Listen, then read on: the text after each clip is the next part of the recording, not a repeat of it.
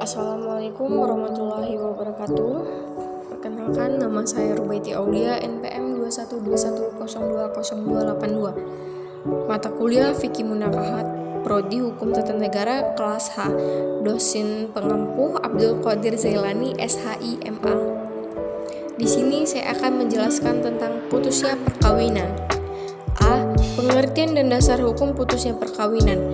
Putusnya perkawinan dalam ketentuan pasal 38 Undang-Undang Perkawinan terjadi karena adanya kematian, perceraian, dan atas putusan pengadilan. Kematian difahami sebagai dari suratan takdir ilahi robi. Perceraian dalam arti luas dapat diartikan dengan memutuskan hubungan suami istri dengan bersebab. Bersebab di sini maksudnya adalah perceraian yang terjadi dikarenakan adanya hal-hal yang terjadi di dalam rumah tangga tersebut yang memang tidak dapat dipertahankan lagi perkawinannya. Misal, suami yang tidak memperhatikan kewajiban terhadap istri. Suami tersebut tidak memberi nafkah lahir dan batin kepada sang istri dalam waktu yang lama dan memperlakukan istri dengan kasar dan tidak baik sehingga istri menuntut cerai.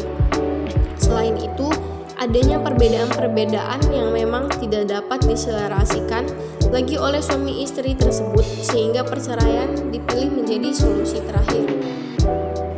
Untuk dapat dikategorikan sebuah perkawinan itu putus harus ada beberapa sebab, yaitu kematian, perceraian, dan atas putusan pengadilan.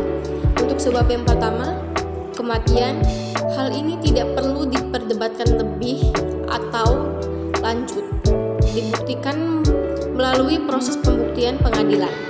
Karena jelas kematian itu dijadikan salah satu pasangan suami istri ditinggalkan untuk selama-lamanya. Konsekuensi dari kematian ini menyebabkan putusnya perkawinan. 2. Akibat talak. Ikatan perkawinan yang harus putus karena suami mentalak istrinya yang mempunyai beberapa akibat hukum berdasarkan pasal 149 KHI, yakni sebagai berikut.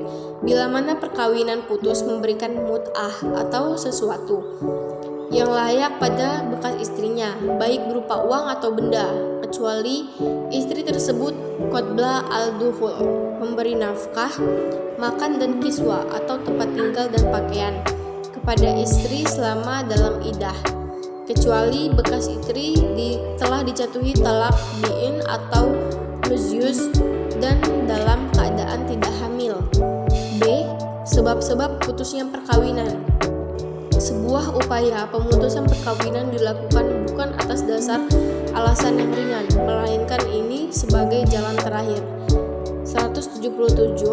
Pernah Rasulullah SAW bersabda, yang artinya ada 3 perkara kesungguhan menjadi sungguh-sungguh dan bercandanya pun dianggap sungguh-sungguh, yakni talak, nikah, dan rujuk. Sebab perkawinan dapat putus apabila memenuhi sebab tertentu yang diatur di dalam undang-undang perkawinan. Tidak menutup kemungkinan bagi mereka warga negara Indonesia yang beragama Islam. C. Penerapan hukum perceraian di negara mayoritas Islam. Penerapan hukum perceraian di negara mayoritas Islam. Di Pakistan, yang mayoritas penduduknya Muslim, mempunyai hukum yang mengatur perceraian dengan mewajibkan suami segera setelah menjatuhkan talak menulis memberitahukan mengenai terjadinya talak. Kemudian disarankan kepada arbitrasi sebagai menyerahkan 1 kopi kepada istri jika tidak ia mengenai hukuman-hukuman yang ditentukan dalam arbitrasi tersebut. Ketua Dewan Arbitrasi wajib mulai berusaha mengadakan kedua suami istri dalam tempo 90 hari atau 3 bulan, di mana talak baru jatuh setelah lewatnya masa 90 hari itu dari gagalnya usaha-usaha di pengadilan. Baiklah, itu saja yang dapat saya sampaikan dan terima kasih and see you, bye-bye. Waalaikumsalam warahmatullahi wabarakatuh.